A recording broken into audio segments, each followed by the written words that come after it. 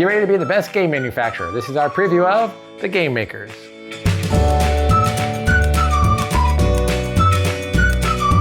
The Game Makers is a set collection game about making real published games, and I'm really excited to back this game and get it to our game night. I was excited about this game before Gen Con, and then we got a chance to play it, and now I'm even more excited for the Kickstarter. You ready, Lee? Going into Gen Con, I was really excited about it. It was number one on my list of games to demo at Gen Con. When you first look at the game, when I saw the pictures on social media, and when you sit down and you look at the table, all the components set up and getting ready to play, it looks like it's gonna be overwhelming. There's just a lot to it. There are a lot of components that you're going after. You have a player board, you have your shelf calyx, you have all the different things. And I was like, oh, it's gonna be overwhelming. But when they're teaching it, it took like 10, 15 minutes to go over everything, but most of the rules are just saying, this is what these things are, this is what you're going after. And it's your basic set collection game of you have these games, these real games like Terraforming Mars, Arc Nova, Brass Birmingham, those like that. And on top, it tells you what you need in order to create them. So the different components you're gonna need in order to create them. At the bottom are the different scoring ways that you're gonna get from them or instant benefits when you add them to your shelf. All right, so I'm completing this contract. I'm turning this level 3 building in, level 1 hex, and 1 card, which meets these requirements. Meeple. So I'm meeting those requirements. Meeple. And I'm gonna play it in my board, and I'm trying to make this little squiggly line, so I'm gonna play it right there. And the main thing that you're doing is a rondel system where every player is gonna move their forklifts from one section to another section and then get the resources from that section. Once everyone's moved their forklifts, then you rotate it, and the different sections change what you're able to go after. All of the sections are there for the different components, but there's a 3 level, a 2 level, and a 1 level for each of the different components. So you have a meeple, but you have a 3 level meeple, which is a panda. Then you have a 2 level meeple, which is just a regular meeple. Then you have a 1 level meeple, which is a little tiny little construction worker. So you can see the size difference and you can see the fun components. And I really liked the different components that are in the game because you do feel like, oh, well, I'm making this board game and I need this type of meeple to do this board game.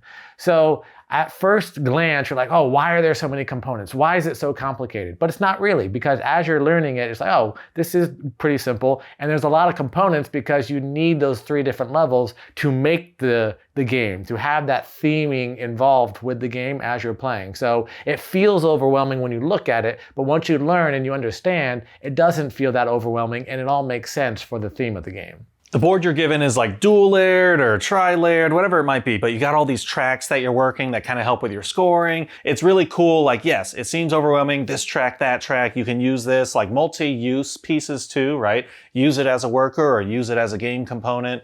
Same thing. And then like, even when you look at the games are pretty recent too. I think I saw Unconscious Mind in there. So, you know, some more recent like Cruise, a couple fave titles are in there too, which is pretty awesome. Kind of makes me wonder, like, Jay, how do we get Time Lancers in there? So slip into our DMs, Jay. Come on, get Time Lancers. Come on, man. So then I put this here now, and then I could use this thing, or that wasn't supposed to be there. Well, you'd put them together.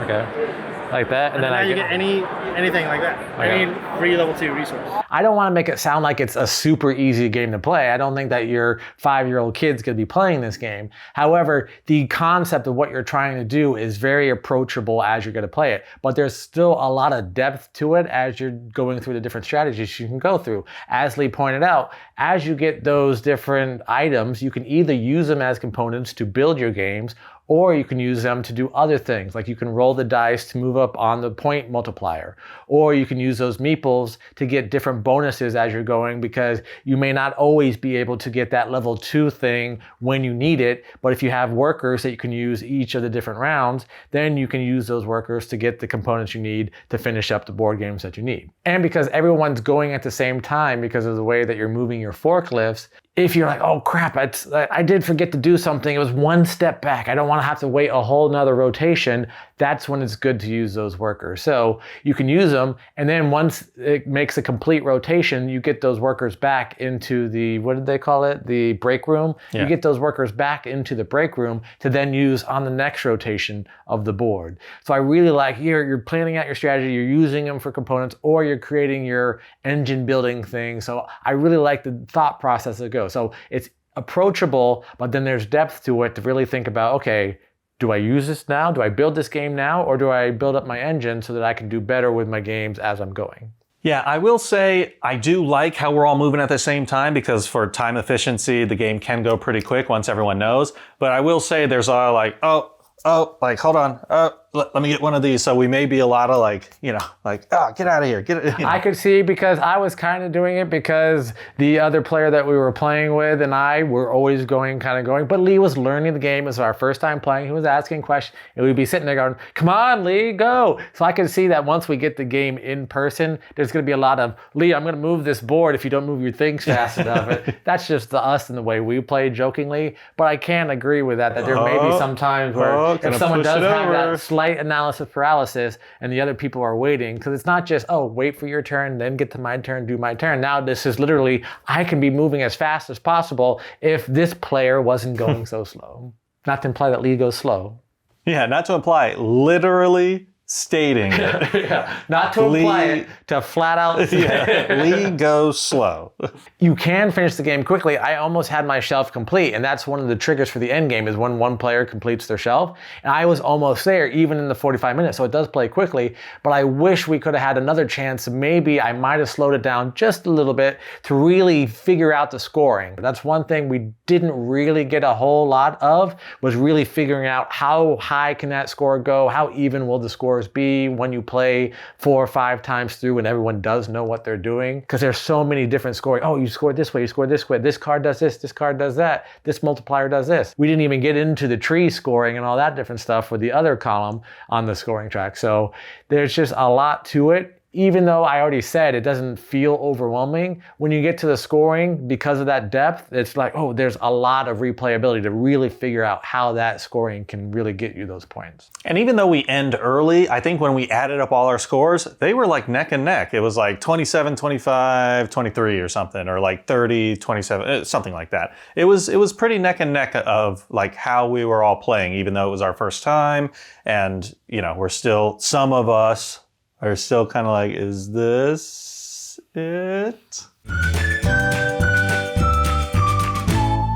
So I like that system that we haven't played a lot of games. I think Barrage has it, Fromage has a similar, where you're placing your worker to get something more valuable, but it's like you're kind of locking it in until like further on turns, so that you have to like make sure like, okay, is it worth it that I get that super strong piece, or do I want to only get the middle or the light one because I'm trying to work on more of a shorter goal? So I like the complexity or the strategy that could go into that, of just like, okay, do I, don't I? Like that, it really makes you value your turns more, or your like little forklift meeples. The thing I really like about this is the theming. I was a little apprehensive, even though I put it number 1 on my demo list going into Gen Con, because I just really wanted to see it. I was a little apprehensive because I'm like, is this game gonna be boring? But they just have all these publishers, all these games, all these rail games, and they're gonna like rely on the crutch of, we have these games, you're gonna love this game, just get it because of the game. That's what you want to see. You want to see the cards on the games, and you play, I have the Arc Nova card, or I have the Terraforming Mars card,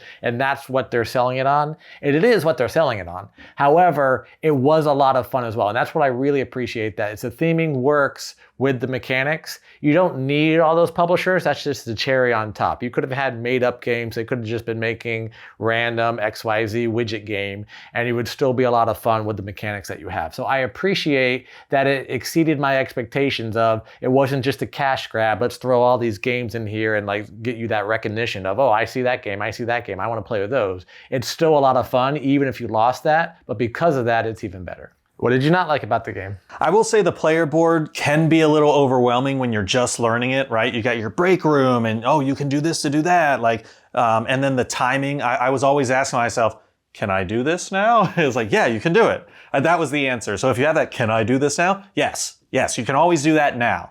But you're looking at it, okay, you've got all these tracks. There's like 5 of them. Once again, being like a completionist of the scoring, like I want to move them all to the top. And then you got like the trees and getting those. And then you got these little widgets that I think, you're also completing your own little like puzzle here to get power-ups too. It can be a lot to track. Like, do do I do that? Can I? Do I? So I think I was getting a little overwhelmed, but it's to be expected when you're first learning it. So we were looking at a prototype, and so some of these things could be hashed out. Who knows? It's probably gonna be a year and a half until this is all ready and delivered to backers. So who knows what changes or what happens until then. However, I do have to say that there is a lot. It is approachable, like I said, but when it comes down to that final scoring and you're going over all the scoring, you're like, okay, all of these things, all of this thing. So even though it's very approachable, you can get someone in there, teach them how to play, and they can start playing immediately. But to actually be good at the game or understand what you're doing, like, oh, can I do this? Can I do that? As Lee was saying, like to know, like, yes, I can do that. I'm purposely doing this, and I'm doing this so I can score later on. That's probably a little bit of a hill. And the components, yes, it's a prototype. However, it still feels like what they're building for the rotation thing, it's a little finicky. Maybe that's just my high expectations because I really enjoyed the game.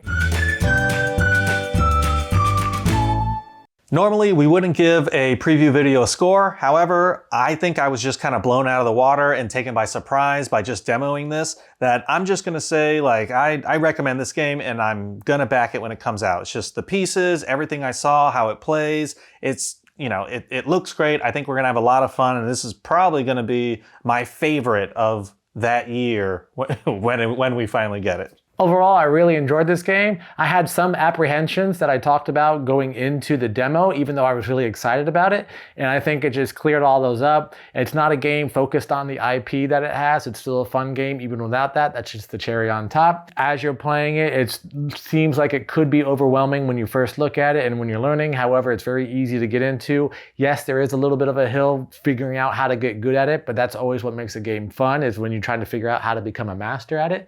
So overall, like Lee said, we don't give scores usually in our preview videos, but we've already said several times that we're going to back it, so I think you know how we stand on this game. And that was our preview video of The Game Makers. What'd you think? Are you ready to build some games? Let us know in the comments below. We'd like to thank Bézier for giving us a demo at Gen Con, and if you're interested in backing this game or finding out more information, check out the links in our description below. And as always, if you're enjoying our content, please like this video, subscribe to our channel. Until next time, I'm Lee. And I'm Kenny, and go party like a board gamer.